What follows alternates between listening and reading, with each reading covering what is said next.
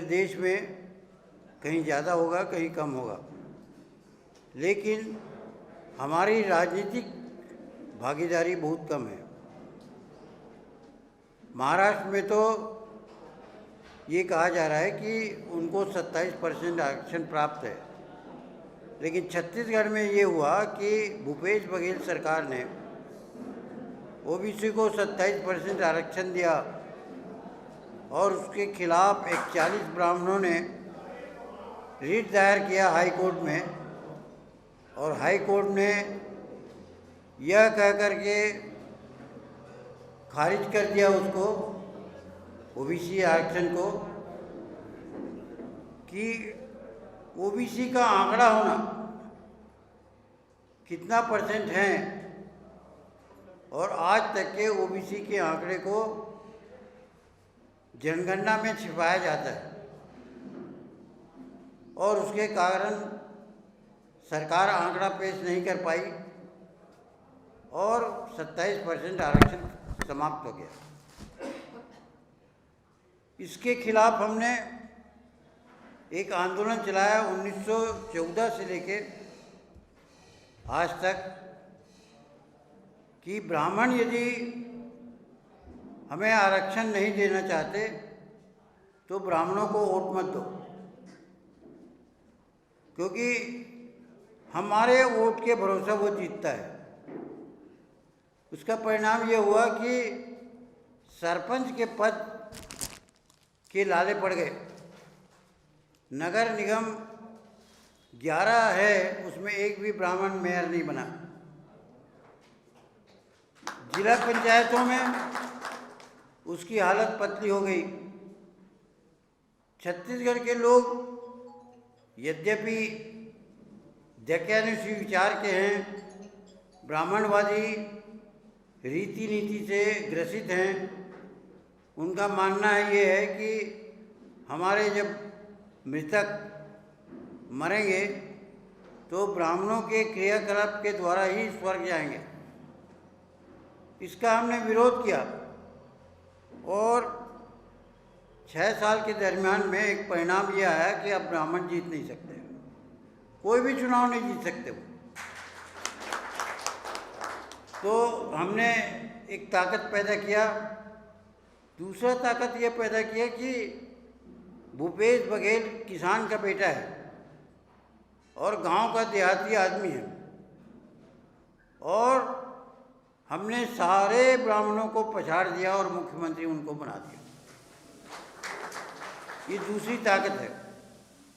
और आज जब हम रावण को मत मारो किताब लिखा तो 2001 में हमको जेल में डाल दिया गया, जमानत में छूटे, एक दिवाली वहीं मनाया।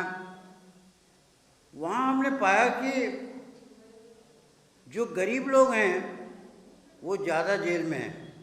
2900 कैदी थे, जिसमें 2100 शेड्यूल कास्ट के थे, सतनामी समाज से।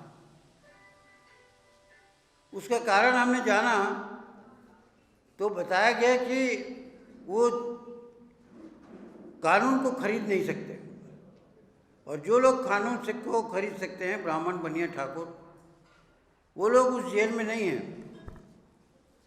वो लोग अपराध करते हैं लेकिन कानून को खरीद लेते हैं। इस तरह की न्याय व्यवस्था है। माने गरीब आदमी को कोई न्याय मिलता नहीं, और उसमें ओबीसी भी है, क्योंकि 2100 शेड्यूल कास्ट जेल में और ओबीसी 8 से 900 थे, और बाकी जो सवर्ण लोग हैं वो लोग कानून को खरीद लेते हैं और उनको जेल नहीं होती। तो इस तरह का जब हमने देखा तो हमारे दिल में विद्रोह हुआ। प्रेस वार्ता हमने लिया, और एक दुबे जी थे, उनने पूछा कि आपके इस आंदोलन से गोधरा कांड हो जाएगा। हमने कहा कि 2-4 करोड़ मर जाएं तो इस देश की कुछ होने वाला नहीं है। तो उसने पूछा कि आखिर कौन सा धर्म मानते हो? तो हमने कहा कि जब सब धर्मों का हम अध्ययन करेंगे और उसके बाद बताएंगे कि हम कौन सा धर्म मानते हैं, उसमें सबसे प्रथम धर्म जो है शेड्यूल कास्ट का है। जब हिरण्यकश्यप हिरणाक्ष सिंधु घाटी सभ्यता में हुआ और ब्राह्मण लोग तेहरान से यहाँ आक्रमण किए, उसके पहले बाइबिल की कथा है कि मूसा ने पिनहास सेनापति के द्वारा उन पर आक्रमण करवाया और सारी औरतें उनको छीन ली गई। भारत में जब ब्राह्मण आए तो यहाँ की औरतों से ज़बरदस्ती शादी ब्याह किया, उनसे बच्चे पैदा किए। और मनुस्मृति के अध्याय 9 में लिखा है कि बच्चे जो हैं वो भूमि के नहीं होते, मौसम के नहीं होते, और उसके होते हैं जो बीज डालता है। तो इस तरह से ये पाया गया कि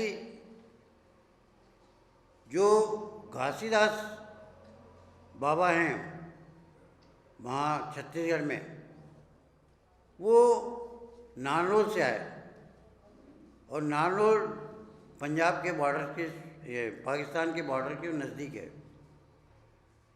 तो उनकी जो बेटी थी सुभद्रा कुमारी, उसने कहा कि होलिका को मत जलाओ। क्यों? होलिका सबसे प्रथम बुद्धिस्ट थी। शेड्यूल कास्ट जो है वो प्रथम बौद्धिस्ट है। और उन्होंने ये कहा कि जब हिरणाक्ष को 8वें बार के आक्रमण में मार डाला सुरा और सुंदरी के कारण, और वो लोग रिपोर्ट दिए कि यदि बराह अवतार नहीं होता तो ये पृथ्वी डूब जाती। और हम और आप सब लोग बचे हैं तो बराह अवतार के कारण बचे। तो होलिका पहली महिला थी जिसने कहा कि ऐसा हो नहीं सकता कि कोई आदमी पृथ्वी को डुबा दे, और ये भी नहीं हो सकता कि कोई बराह इसको निकाल दे। ये असत्य है। और सत्य असत्य का वहाँ पर निर्णय हुआ और उसके कारण ब्राह्मण लोग होलिका को जला दिया, और हर साल जलाया जाता है। तो हमने होलिका जलाना बंद किया गुरु घासीदास के अनुसार, क्योंकि वो पहले बौद्धिस्ट थी। ईश्वर नहीं है और ऐसा कुछ हो नहीं सकता। ये प्रथम महिला थी और इसलिए हमको होलिका नहीं जलाना चाहिए। उसके बाद रावण की जो जलाया जाता है उसमें इस साल पहले प्रथम बार है जब भूपेश बघेल ने यह ऐलान किया कि 10 फुट से ऊपर रावण होगा तो नहीं जलाना। दूसरा ये कहा कि रामलीलम यहाँ कोरोना के चलते नहीं खेला जाएगा। तो इस साल जिस समय रावण दहन होना था उस समय पूरा मातम फैला हुआ था। अभी कल का आंदोलन हुआ कि आदिवासी बोले कि हम राम की पूजा नहीं करेंगे। आदिवासियों ने साफ इनकार किया और जो पंडित थे उनको भगा दिया। इस तरह से उत्तर और दक्षिण में आदिवासी हैं जो घोर राम के विरोधी हैं, और बीच में ओबीसी हैं, और ओबीसी धीरे धीरे ओबीसी में चेतना आ रही है कि ब्राह्मणवादी व्यवस्था को हम समाप्त करेंगे, चाहे जो हो। लेकिन अब वहाँ छत्तीसगढ़ में ब्राह्मण कोई जीत नहीं सकता, विधायक नहीं जीत सकता। हमारा ये कहना है कि ओबीसी समाज से कि अंधश्रद्धा बंद हो। बुद्ध कहते हैं कि मैं कहता हूँ उसे मत मानो, वेद शास्त्र कहता है उसे मत मानो, तुम्हारा विवेक जो कहता है उसे मानो। तुम अपने बुद्धि का प्रयोग करो। और ओबीसी जो है वो अपना बुद्धि का उपयोग नहीं करता। ब्राह्मण कहता है कि भाई तुम्हारे पिताजी मर गए और हम बोल रहे हैं वो स्वर्ग चला जाए।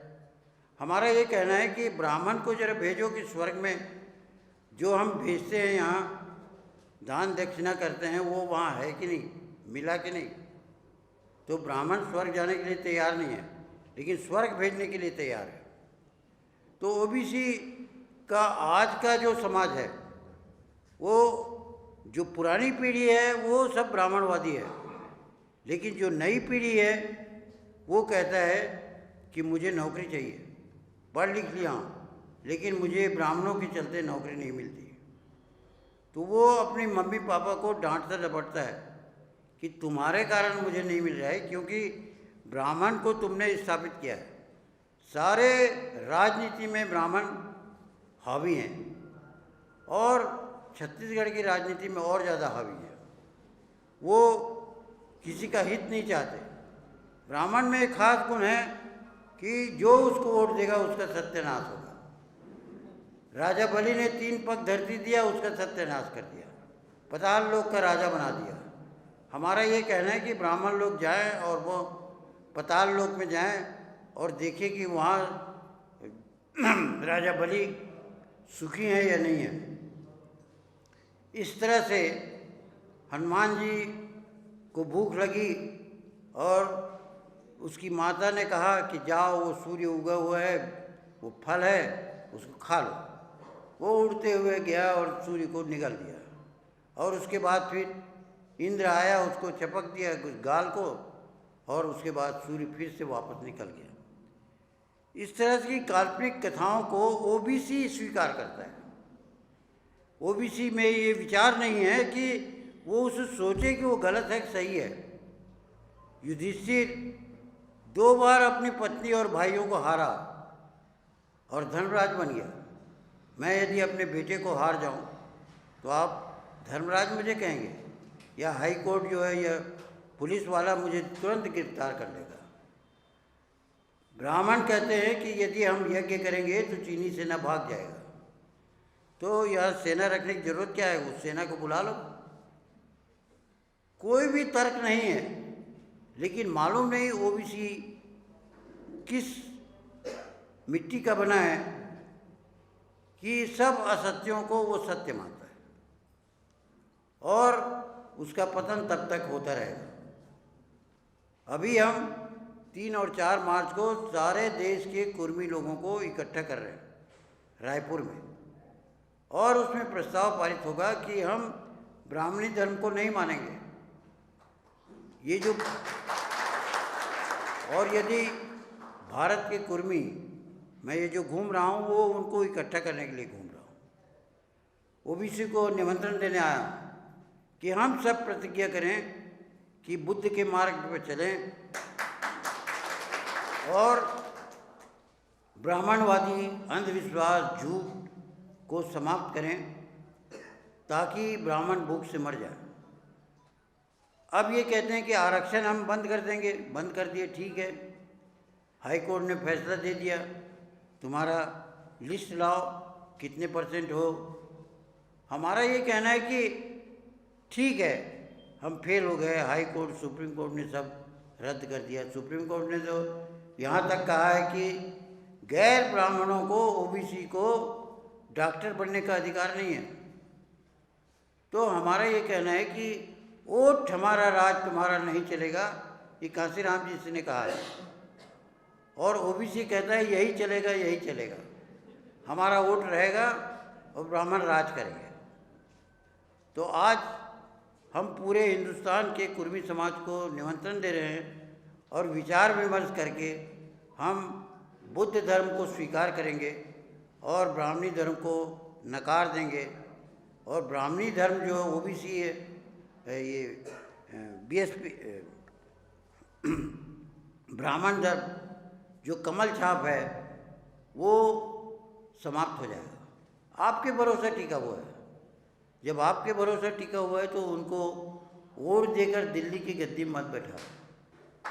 आप यदि तय कर लो कि ओबीसी ब्राह्मणों को टिकट नहीं देगा, वोट नहीं देगा, तो एक भी ब्राह्मण जीतेगा नहीं, वो बीजेपी समाप्त हो जाएगा। तो इसलिए आज हमने बिगुल फूंका है कि बुद्ध धर्म को राष्ट्रीय धर्म बनाना है, क्योंकि हमारा राष्ट्रीय धर्म है सर्वधर्म समानत्व, गांधी जी ने कहा। तो ये सर्वधर्म समानत्व बहुत खतरनाक है। सब धर्मों को हम मानेंगे, ये खतरनाक है। हम बुद्ध धर्म को मानेंगे, बुद्ध के रास्ते पर चलेंगे, यही सत्य धर्म है। और हम अगले चुनाव में ये करके दिखाएंगे कि बहुत ओबीसी समाज जागेगा और जागना पड़ेगा, और तब उसका अस्तित्व रहेगा, तब उसको नौकरी चाकरी तमाम सब में भागीदारी मिलेगी। हम अपने हिस्सा लेके रहेंगे, और यदि नहीं लेंगे तो आने वाली पीढ़ी आपको गाली बकेगा। इसलिए बच्चों को भविष्य देखते हुए हमको बुद्ध धर्म अपनाना पड़ेगा, राष्ट्रीय धर्म हम बनाएंगे। गांधी का असहयोग और बुद्ध का करुणा ये अगर मिल जाए तो फिर भारत बहुत शक्तिशाली देश बन जाएगा। चीन हमको आंख दिखाता है, वो समाप्त हो जाएगा। तिब्बत हमसे कब्जा कर लिया है, उसको हम उबार सकते हैं। हांगकांग को हम ले सकते हैं, और चीन जो टेक्नोलॉजी में सबसे ज़्यादा एडवांस है, उसकी माल बिक्री बंद हो जाएगी भारत में, और तब चीन घुटने टेकेगा गांधी के असहयोग और बुद्ध के करुणा से, बुद्ध के पंचशील से वो घुटने टेकेगा। क्योंकि हम ये चाहते हैं कि जापान को हम बुद्ध धर्म का मुखिया बनाएं, और तमाम जो लंका से जापान तक के द्वीप समूह हैं वो सारे बौद्धिस्ट हैं। और अगर कहीं वो लोग असहयोग किए, चीन से असहयोग किए, तो चीन को डीजल सप्लाई बंद हो जाएगी, और इसलिए वो घुटना टेकेगा। तो बुद्ध के मार्ग पर हम चलें, गांधी के मार्ग पर चलें। कुछ लोगों को गांधी पसंद नहीं आता, लेकिन गांधी ने ही असहयोग आंदोलन करके अंग्रेज़ों को बाहर भगाया, और अंग्रेज़ों के मैनचेस्टर से जो कपड़ा यहाँ बन के आता था उसको हर चौराहे पर जलाया गया, और मैनचेस्टर को कह दिया कि हमारा कपास और तुम कपड़ा बुन को लाओ और हम खरीदें, ये नहीं होगा। ये गांधी का सहयोग आंदोलन है। तो हर महापुरुष में कमी होती है। बुद्ध में कमी थी, क्या कमी थी? बुद्ध ने ये कहा कि भंते लोग ही बुद्ध धर्म को प्रचार प्रसार करेंगे, गृहस्थी प्रचार प्रसार नहीं करेंगे। तो उसके कारण क्या हुआ कि तमाम भंते लोगों को ब्राह्मणों ने गले काटा, और क्षिप्रा नदी और सरयू नदी में, सरयू नदी का अर्थ ये होता है सर को काट के फेंका गया नदी। क्षिप्रा नदी में भिक्षुओं का कत्लेआम किया गया और उनको फेंका गया। तो बुद्ध ने जो गलती किया उसके लिए हम कर रहे हैं कि हम होशियार नहीं है बुद्ध से। हर महापुरुष की गलती होती है, और उसमें हम बुद्ध मंगल भवन बना रहे हैं। 3-3 करोड़ का एक बुद्ध मंगल भवन होगा, जिसमें हर दिन जैसे शिशु मंदिर में बुद्ध का पाठ होता है वैसे वहाँ होगा। 7 मंजिल का बनाएंगे और ऊपर में बुद्ध को रखेंगे, और उसमें ये तय करेंगे कि हर रोज़ बुद्ध का एक पीरियड हो, और 12वीं के बाद स्नातक की परीक्षा वहाँ हो, स्नातक की पढ़ाई हो। और हम जो दबे कुचले लोग हैं, जो पिछड़े वर्ग के लोग हैं, जिनको जगह नहीं मिलती, शेड्यूल कास्ट हैं, पढ़ने की इच्छा रहती है लेकिन पढ़ नहीं पाते, वहाँ पढ़ाई होगी और स्नातक की पढ़ाई होगी। एक विधानसभा में 2 रहेंगे बुद्ध मंगल भवन, जिससे बुद्ध को मिटाया ना जा सके। और वहाँ पर एक विधानसभा में 2, और जातिवादी व्यवस्था नहीं रहेगी। कोई भी जात के लोग उसमें शादी ब्याह करेंगे और इतवार को करेंगे, और इसलिए सारे विद्यार्थी और शिक्षक वर वधू का स्वागत करेंगे, उनको वर वधू को छत्तीसगढ़ सरकार पैसे देगी और इस तरह से हमारा समाज रचना होगा ताकि फिर से ये ब्राह्मण बौद्ध धर्म को समाप्त न कर सकें। इसके लिए हम युद्ध स्तर पर बुनियादी तौर पर गांव-गांव में हर विधानसभा में बुद्ध मंगल भवन बनाएंगे ताकि हमारे बच्चे विश्व स्तर के बने। सबसे ज़्यादा होशियार आदिवासी होता है और सबसे ज़्यादा उसके बाद होता है शेड्यूल कास्ट। उसके पास दिमाग की कमी नहीं, अवसर की कमी है।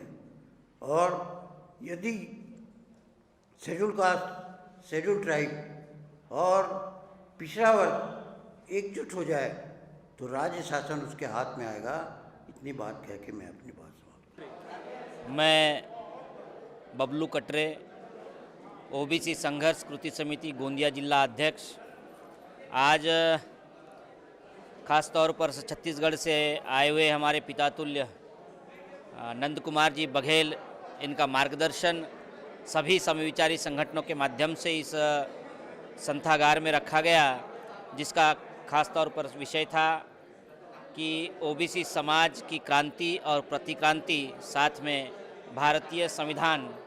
इस अवसर पर जो बात आदरणीय बघेल साहब ने रखी कि सारा देश घूमकर इस देश का मूल निवासी जो समाज है, उस मूल निवासी समाज का जो मूल राजा वो की संस्कृति जो इस देश में थी, और सिद्धार्थ गौतम बुद्ध के बाद में सम्राट अशोक कालीन भारत का जो निर्माण इस देश में हुआ, प्रबुद्ध भारत का निर्माण हुआ। खास तौर पर आज की संगोष्ठी के माध्यम से नंद कुमार साहब ने उसी बात को रखा।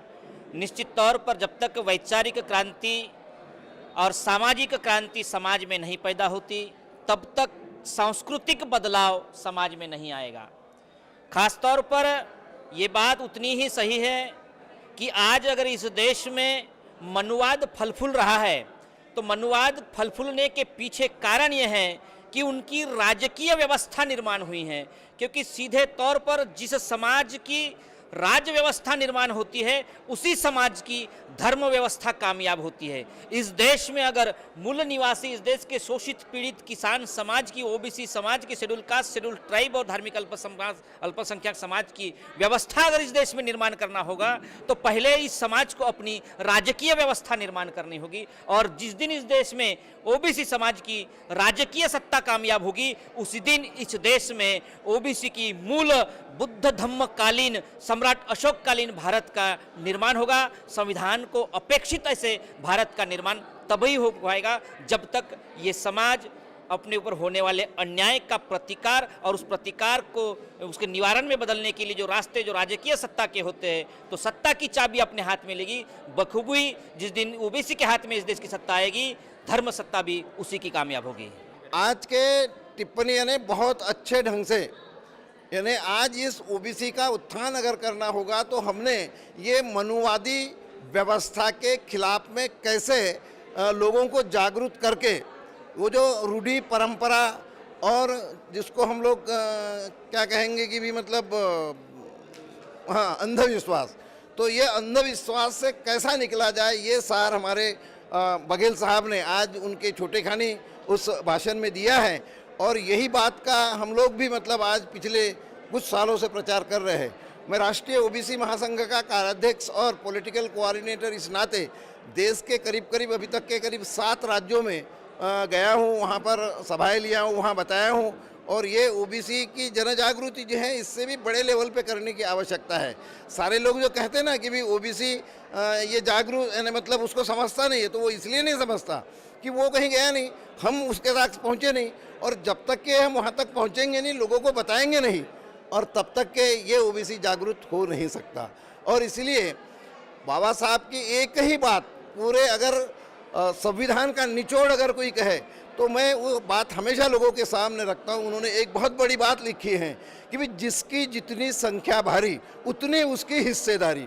अब जितनी जिसकी संख्या भारी उतनी उसकी हिस्सेदारी, यही अगर मूल मंत्र इस भारत के संविधान का होगा तो जब तक के ओबीसी की जनगणना नहीं होगी और तब तक के आज ये ओबीसी कायदे के माध्यम से भी अगर कोर्ट में जाए तो भी वो सक्सेस नहीं हो सकता, क्योंकि कोर्ट यही कहेगा तुम्हारा आंकड़ा कहाँ है, और ये आंकड़ा अगर हम बता नहीं सकते तो कोर्ट में हम लोग मतलब फेल हो जाते हैं। और इसलिए ओबीसी को हमारी संवैधानिक लड़ाई कोर्ट के माध्यम से अगर पूरी करनी होगी तो हमको चाहे कुछ भी करना पड़े, कितनी भी लड़ाई इस देश के सरकार से करनी पड़े, लेकिन हमारी बात वो मनवानी पड़ेगी कि भी आने वाली जनगणना के भीतर में ओबीसी का कॉलम रहना चाहिए और उस माध्यम से ओबीसी की जनगणना होनी चाहिए। और ये नहीं होगी तो एक पूरा देश इसको जागरूक कर जन आंदोलन पूरे देश में खड़ा करके असहकार का आंदोलन जैसा अंग्रेजों के खिलाफ में